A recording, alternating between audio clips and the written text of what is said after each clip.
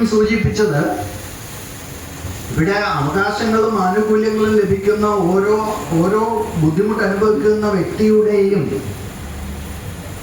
അവകാശങ്ങൾ നിറവേറ്റിക്കൊടുക്കുക എന്ന ബാധ്യത കടമ നിർവഹിക്കുകയാണ് നമ്മൾ. സാജു ചാക്കോയും അദ്ദേഹത്തിന്റെ സഹപ്രവർത്തകരും കഴിഞ്ഞ 14 വർഷങ്ങളായി ഇവിടെ ചെയ്തുകൊണ്ടിരിക്കുന്ന വലിയൊരു പ്രവർത്തനം എന്ന് പറയുന്നത്, ഇവിടെ ഒരു മനുഷ്യനായി ജീവിക്കുമ്പോൾ നാം നിർവഹിക്കേണ്ട ഒരു കടമയുടെ നിർവഹണമാണ് പൂർത്തീകരിക്കപ്പെടുന്നത്. അതിനുതകുന്ന ഒരു മാനസിക വികാസമാണ് ജീവധാരയുടെ പ്രവർത്തകർക്കുള്ളത്. അതിനുതകുന്ന ഒരു സേവന മനസ്ഥിതിയാണ് ജീവധാരയുടെ പ്രവർത്തകർക്കുള്ളത്. ജീവധാര മുന്നോട്ട് വെക്കുന്ന ഓരോ പ്രവർത്തനങ്ങളെയും നാം സ്വമേധയാ ശിരസിലേറ്റി മുന്നോട്ട് നയിക്കേണ്ടതും അതുവഴി സമൂഹത്തിന് ഗുണപ്രദമായ പ്രവർത്തനങ്ങളിൽ ഏർപ്പെടേണ്ടതും അത്യന്താപേക്ഷിതമാണ്.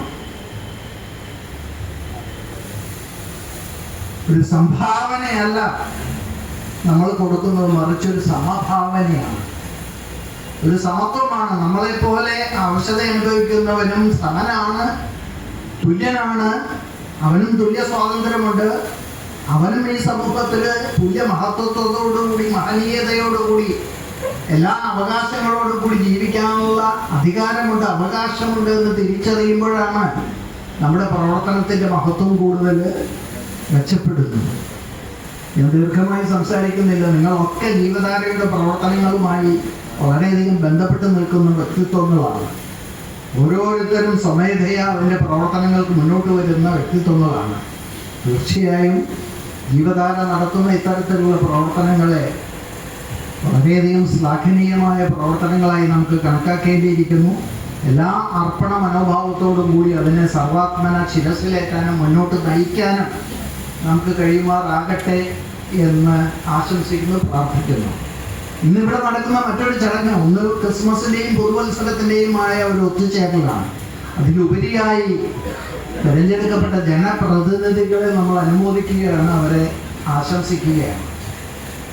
എന്താണ് ഈ ജനപ്രതിനിധികൾ എന്ന് പറയുമ്പോൾ, ഞാൻ നേരത്തെ പറഞ്ഞ ഭരണഘടനയുടെ തന്നെ ആശയങ്ങളിലേക്ക് കടക്കുമ്പോൾ ഗ്രാമസ്വരാജ് എന്ന് പറയുന്നത്, അല്ലെങ്കിൽ അധികാര വികേന്ദ്രീകരണം എന്ന് പറയുന്നത് ഏറ്റവും വലിയ രാജ്യത്തെ ഒരു ആശയപരമായ മുന്നേറ്റമാണ്.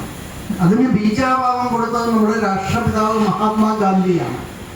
ഗ്രാമസ്വരാജ് എന്ന ആശയം അദ്ദേഹത്തിൻ്റെ ഏറ്റവും വലിയ ഒരു പ്രവർത്തന ശൈലിയുടെ ഭാഗമായിരുന്നു.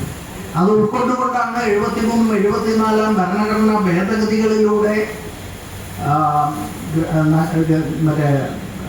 നഗരപാലിക ബില്ലും നഗരപാലിക ആക്റ്റും അതുപോലെ പഞ്ചായത്ത് രാജ് ആക്റ്റും ഒക്കെ കൊണ്ടുവന്നുകൊണ്ട് ഈ അധികാര വികേന്ദ്രീകരണം എന്ന് പറയുന്ന പ്രക്രിയക്ക് നമ്മുടെ രാജ്യത്ത് തുടക്കം കുറിച്ചു. അതിന്ന് ഫലപ്രദമായി നമ്മുടെ രാജ്യത്ത്, വിശിഷ്യ കേരളത്തില് വളരെ ഫലപ്രദമായി നടന്നുകൊണ്ടിരിക്കുകയാണ്. ജനങ്ങളുടെ പ്രശ്നങ്ങൾക്ക് വേണ്ടി സഹോദരി ഇതുപോലെ ഏർലി ഡിറ്റക്ഷൻ, ക്യാൻസർ ഡിറ്റക്ഷൻ ക്യാമ്പുകൾ നടത്തുവാൻ ഞങ്ങൾക്ക് താല്പര്യമുണ്ടെന്നും അതിന് വേണ്ട എല്ലാ സപ്പോർട്ട് ചെയ്യുമെന്നും, മാരത്തോണിന് ഞാൻ ഓൾറെഡി 5 കിലോമീറ്റർ റണ്ണിന് രജിസ്റ്റർ ചെയ്തിട്ടുണ്ടെന്ന് അറിയിക്കുന്നു.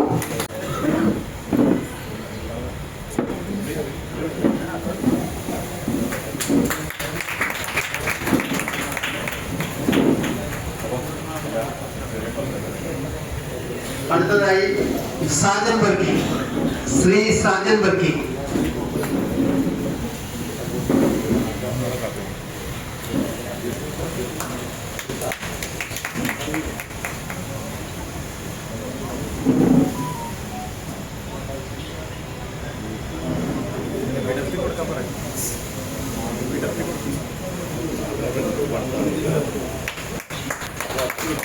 അടുത്തതായി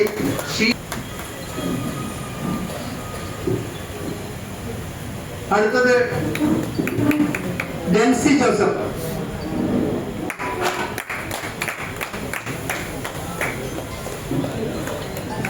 അടുത്തത് ബാസ്റ്റിൻ ഡി പാർക്കൽ.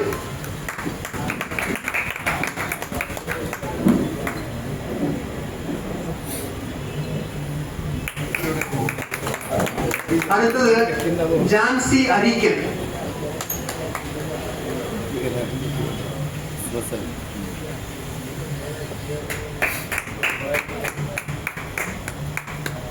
അടുത്തത് വർഗീസ് വെമ്പിളിയത്ത്.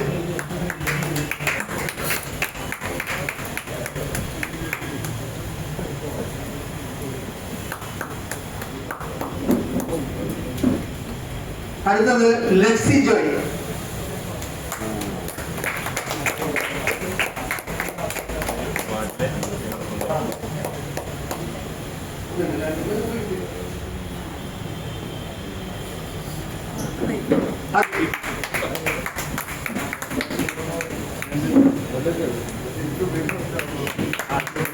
Advocate Shaji Joseph.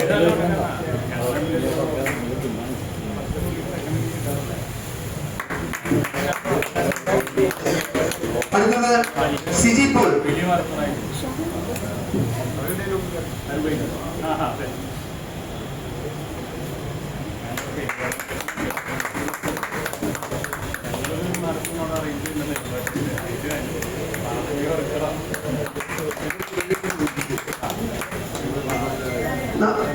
നമ്മുടെ ആദരിക്കൽ ചടങ്ങുകളെ അവസാനിച്ചിരിക്കുകയാണ്. നമ്മുടെ ഈ സദസ് നല്ലൊരു പ്രസംഗം നമ്മൾ കേട്ട് കഴിഞ്ഞിരിക്കുകയാണ്.